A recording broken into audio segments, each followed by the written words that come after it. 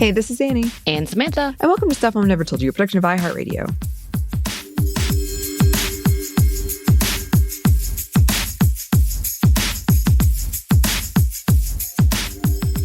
And welcome to another edition, the first edition of 2025, a feminist around the world. I'm gonna stick with that, Anney. I'm gonna stick with that for sure this year. I'm not gonna go back and forth. Cut to.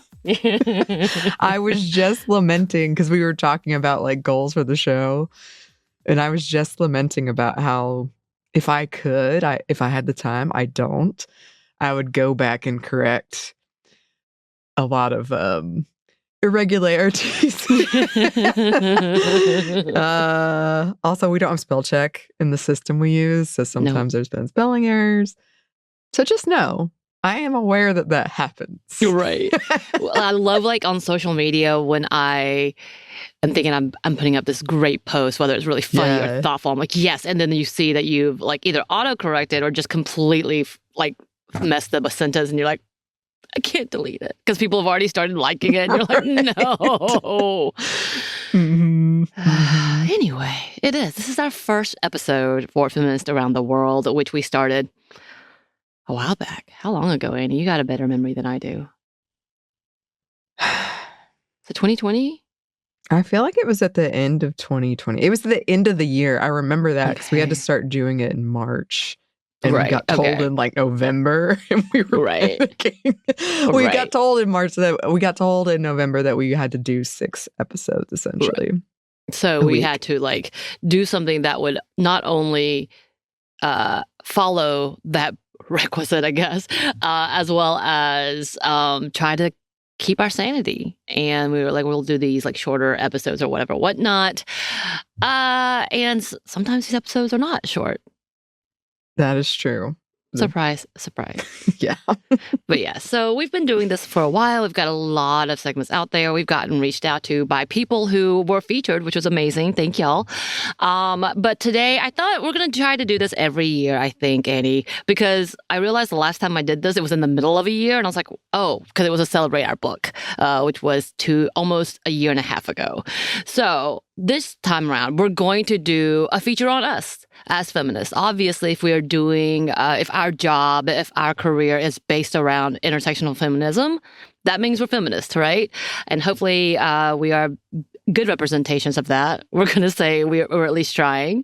And with that, to reintroduce ourselves for people who are new to the show, for people who may have forgotten us, or maybe who are confused by who the hosts are. So as of January 2025, it's Anney, Reese, and Samantha McVey. We are the hosts of Stuff Mom Never Told You. We have been here since, as a pair, you and I, as a duo, 2019.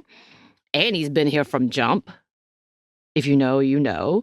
So I thought we would do a quick reintroduction of who we are as the hosts of Stuff Mom Never Told You, as the host of this segment, Feminists Around the World, and maybe some fun-ish facts in between all this. I love trying to tell all of Anney's secrets, so I'm going to try to probably put that in there somewhere.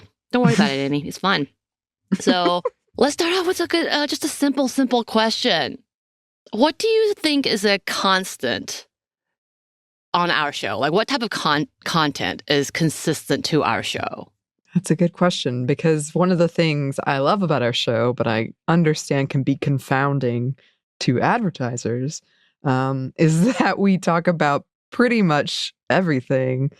And I like that freedom. I like that we're able to have nerdy deep dives into movies, and then also a deep look into politics. Like I like that because I think we're a human like you, and it's nice to have the variety of content when things can be so dark or just like make you tired in the world of intersectional feminism.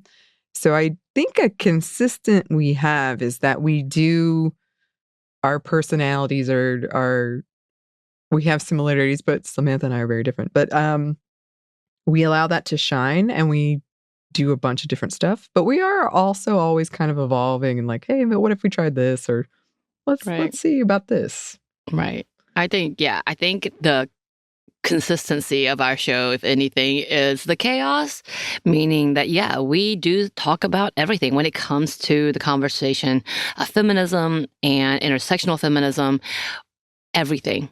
Everything. That includes all the conversations, whether we are talking about men or dating or nerd stuff like fan fiction or Marvel, maybe not Marvel. Like, we have the giant scope of understanding that it does involve feminism, whether it's trying to root out feminism or whether it's to include feminism or whether it's to pretend like it doesn't exist. It still exists.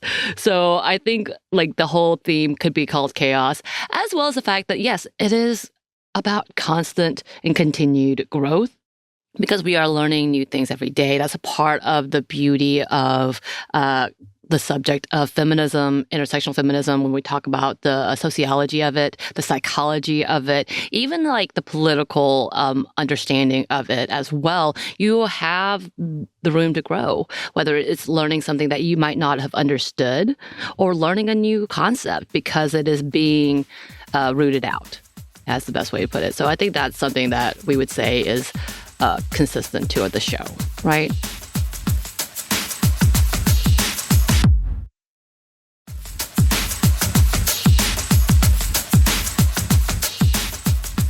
And with that, we're going to talk a little bit. Just go ahead.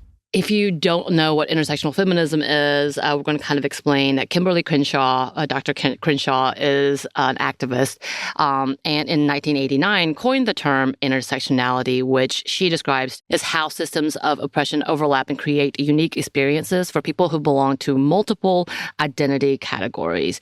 So we often refer to, let's say, Black queer women in this conversation or Black trans women in this conversation, and how that overlaps so many different sectors of the marginalized categories and how that can oppress them in each individual way, but then you add them all together and it's a big wide system that just seems like it's fighting you down all the time at every angle in our terms. And for us, it is understanding this point that overlapping and inclusion of all marginalized folks and opening to the fact that the unique experiences are an important factor in this movement. That when we talk about feminism in the past, we have concerns, we have conversations, and we have to confront the fact that it did not include everyone. So therefore, its movement and or its works is not negated necessarily, but it's kind of tainted. Right, Anney? Yeah, I mean, especially when you look at, as we have on the show, just the history of whose concerns got elevated and why, who was doing the work and was getting ignored. In this case, usually white women were taking the attention and Black women who had been doing the work or people of color were doing the work getting ignored. And the needs are different. That's kind of the point of intersectional feminism, is that you have to recognize not everybody's needs are the same. And there are different levels of oppression that do impact the whole conversation.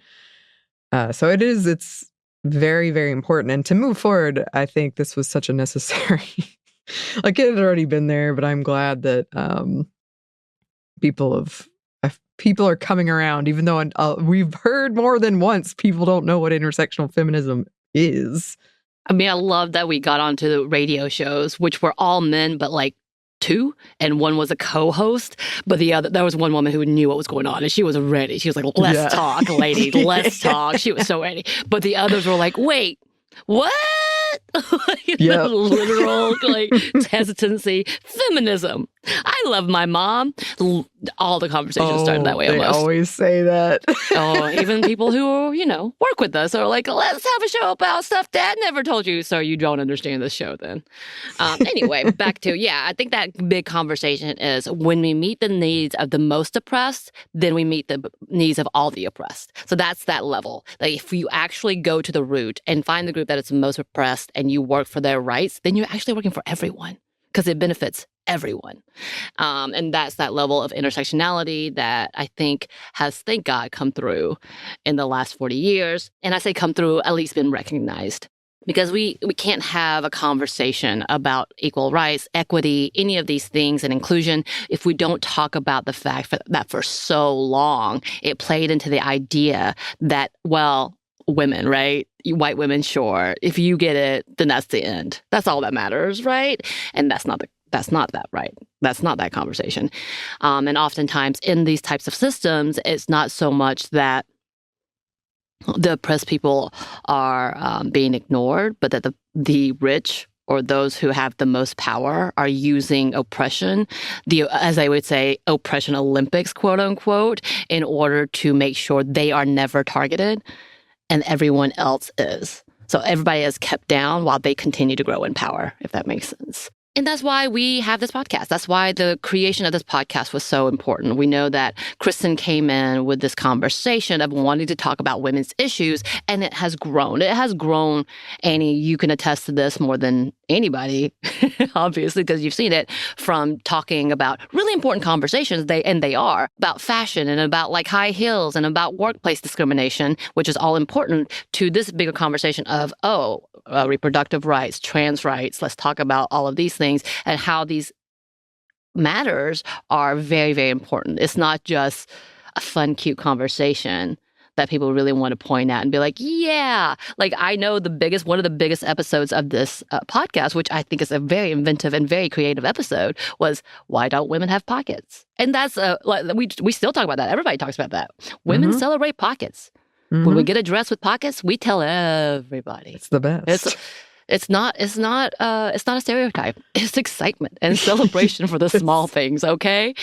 But, like going from that to us talking about the rape culture within churches and talking about the oppression of true love waits and why that type of celibacy is actually conducive for rape culture. And so why we have to have these types of conversations. But with that, Anney, I have to ask you, because you've been here, what have you seen as the changes of this podcast specifically from when it started, from you as a baby intern to today? That could be a whole episode in itself, but briefly, I was annoyed, and I think rightfully so, but I'm glad that it happened, that I was the only female intern, and I was put on that podcast because it's about women. And I wanted to work on this other podcast. But anyway, when I got started on it, it changed my life. It changed my life because I was in college and I was still living in that idea of, I got to find my husband, like that whole thing. I think I learned about asexuality for the first time through this podcast. But I saw it change because I felt like it was treated as sort of, that's cute. To no, today we're talking about like rape, or we're talking about like these huge issues. And, the topics kind of did shift in the way that I think the founder, Kristen, had always wanted to talk about those deep issues. But, and still, the important things of, yes, why do women not have pockets? But I think I saw it kind of shift from, that's cute, to, that's really important. Even in my own personal working on it, because I was mostly, when I started, like, but then I was reading all these letters from listeners and just talking about how important the show was to them and how much they learned from it and how it may have changed their lives. So yeah, I think it grew in terms of topics willing to be explored. Right. And I will say, because I'm not negating the beginning, because the way that they opened the show, we know how stuff works. Anney, you were talking about the founder who actually passed away recently, and everybody had been celebrating what he had done and how he had created this network was about seeking like questions that they had and then deep digging into it, like doing some heavy, deep research into it. And that's how Stuff Works kind of began. And Stuff Your Mom Never Told You was that beginning. And I want to note, they were talking about important conversations. Yes. They were talking about niche subjects as well. And all of those things can be one and the same. And Kristen has always come in, and Caroline has always come in with pretty fierce conversations and really deep research in this conversation and topic. What has changed is the environment of A, work culture, B, podcasting. I mean, let's be very honest, from what they started as to C, growing tired of tiptoeing about. So I really think like they put in an amazing amount of work, and we know Kristen's still in that work and Caroline's still in that work, but Kristen still has gone on with Unladylike, being no holds barred, saying exactly how she feels and looking at the deep, dark nature of humanity when it comes to the evolution of feminism. Like, she is doing an amazing job, and she is a true journalist in that level, as well as entertainer in being able to deliver these messages. And she did that from jump. So like we acknowledge and recognize that so quickly. And we have noted that the listenership has changed over time. Y'all who are still with us, thank you. I have so many, like, I know you get it too, but we get so many emails and messages saying, you know, I've been around since the beginning and I love the show. And we love that. Like, that's amazing that you were able to come with us and change with us in our journeys, because we know we're very different people from the other creators as well as other hosts around different shows. We know it's a little bit different. We know the context is different. We are very straightforward outside of our amazing fiction and stuff, which has all the cool sound effects. But like, it's, you know, we're very straightforward with the information, and we try to give you as much detail as we can find, whether it's about an activist or a situation or the news article as it continues to change. That's hard to keep up with. Current affairs is hard to keep up with. And it's kind of a phenomenon with podcasting anyway, because I feel like we're creating a time capsule. When we do I've those. told you my fear that one day somebody will be listening to our podcast and be like, these fools, they didn't know. They didn't know. Actually, we probably should go back to like our first year of episodes and see like, oh no. I'll never forget our 2020 prediction episode. It haunts me. It does haunt you. Me, I'm like, yeah, that's about right. That's about right. Those, as you said, fools. Yeah. But yeah, so like the journey of podcasting has been so different. And like, even when you listen to, I don't know why, I think I'm just thinking about them, but Kristen and Caroline's original episodes to what they became towards the end, it's a huge change. It's a huge shift. And that's also because the political and environmental and societal effects of what was happening from their beginning to then was massive. The changes were massive. Yeah. And we're kind of back here. And we're in like the flux of it, where it just feels like chaos all the time. We can't talk enough about how much they have done for this type of platform. Like, it is so important because they were part of the beginning. They were the beginning, especially when it came to feminist podcasting. Like, they were there at the jump, not sure what was happening and not sure what was going to happen. But here we are. Yeah. And not getting much support, to be honest. And also, like, they were so great to me in terms of, like, they would ask my opinion. They would, like, what do you think about this? And like I said, I was a young college student with internalized misogyny. Didn't realize it at that point, but it just having them treat me like, oh yeah, like somebody, okay, let me ask you about this. What do you think about this? What about this? And at one time, Kristen and I were talking, and she was like, what do you think this show is? Like, what is it to you that you find so important in it? Because I had said, I think it should keep going. I think it's really important. And I was like, well, you know, everything we do, like, the pockets thing, that has a history that if you break it apart is about, like, the oppression of women. Like, everything is that. So, yeah, I don't want to sound dismissive of all of those topics, but it was eye-opening for me, and it did change my life. So, yes. I love that.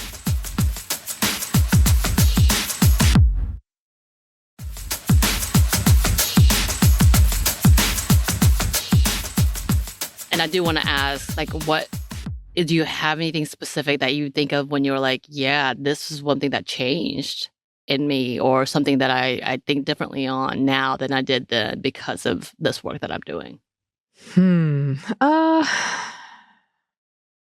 I mean, obviously I view the world differently, and I look at sources differently. I actually really appreciate this. Where I'm more skeptical of like, okay, where did this come from? Why are we saying this? How is it being worded? That's something positive I personally have gotten from working on this show that I've noticed.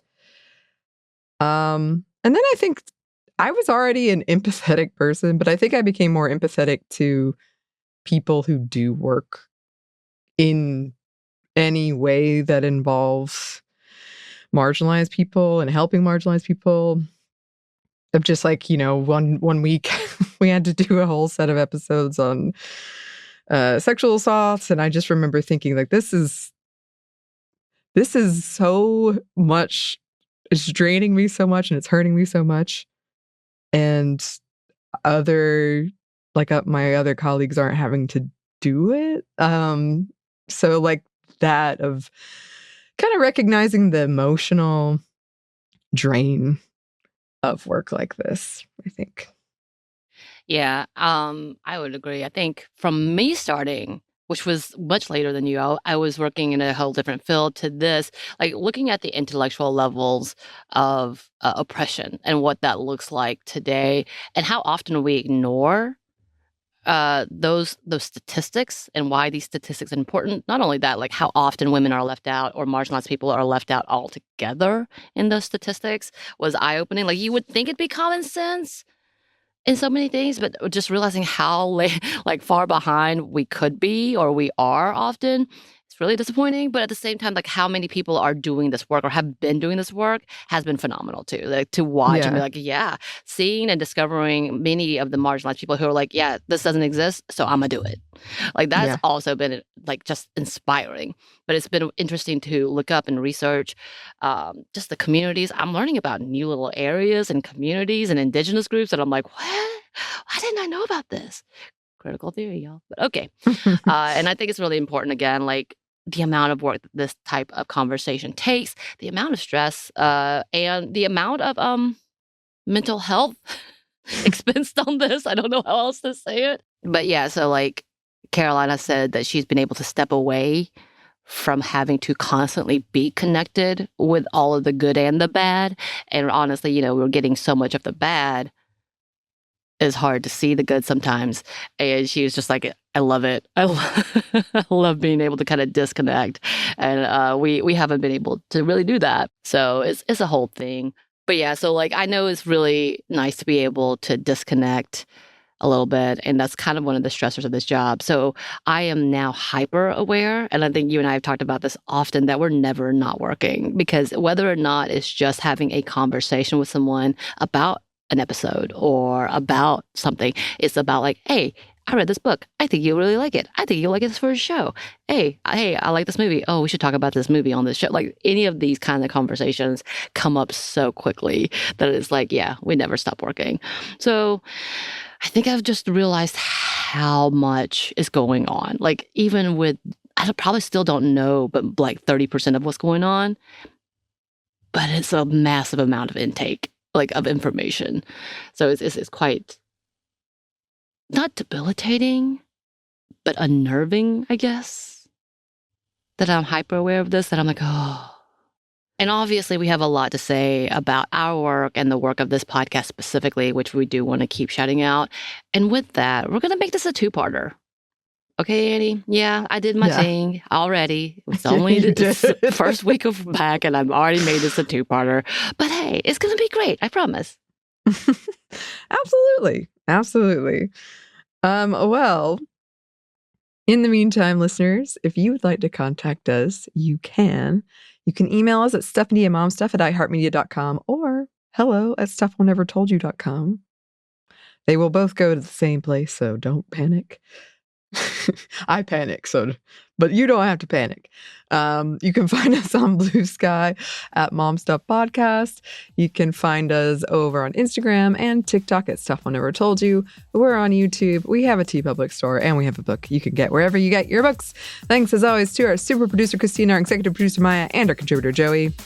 Thank you. And let us know what your thoughts are about how you've changed in this podcast. Christina, specifically you, super producer.